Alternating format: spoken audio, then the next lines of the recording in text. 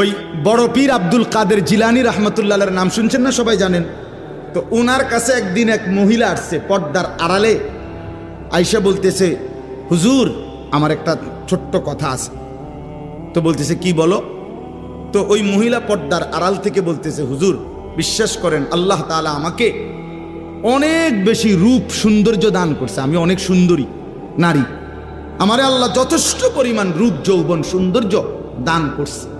শরীয়তের অনুমতি নাই, এই জন্য আপনারে দেখাইলাম না, কিন্তু মুখে বললাম। কিন্তু হুজুর আমি আসছি একটা তদবিরের জন্য। কি তদবির? আমার স্বামী আমার এত যথেষ্ট রূপ সৌন্দর্য থাকার পরেও আমার স্বামী আমারে বাদ দিয়া অন্য মহিলার দিকে নজর দেয়, সম্পর্ক পরকিয়া, আমি এটা সহ্য করতে পারি না, আপনি আমারে কোনো তদবির থাকলে দেন।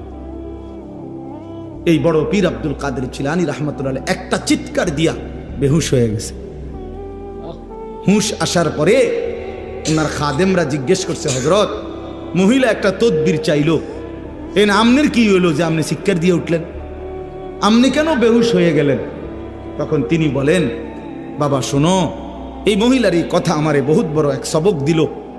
এই মহিলার কথার থেকে আমি বুঝলাম, হ্যাঁ এক সাধারণ মহিলা তার স্বামীর মধ্যে আরেকজন শরীক সহ্য করতে পারে না, আমার আল্লাহ এত বড় কায়নাত দিয়ে তার সাথে কেউ শরীক করলে তিনি কেমনে সহ্য করবে?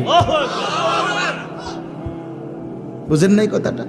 এত কিছু দিয়া আল্লাহ আমারে পাইলা, যদি আমি সেই আল্লাহর সাথে শরীক করি আল্লাহ কেমনে সহ্য করবে? আমি এই বেডির কথার থেকে এটা বুঝছি। হ্যাঁ, কারে বাদ দিলেন ভাই? সারাদিনে আল্লাহর নামটা মুখ দিয়ে বাইর হয় না, কত বড় নিকৃষ্ট মুসলমান।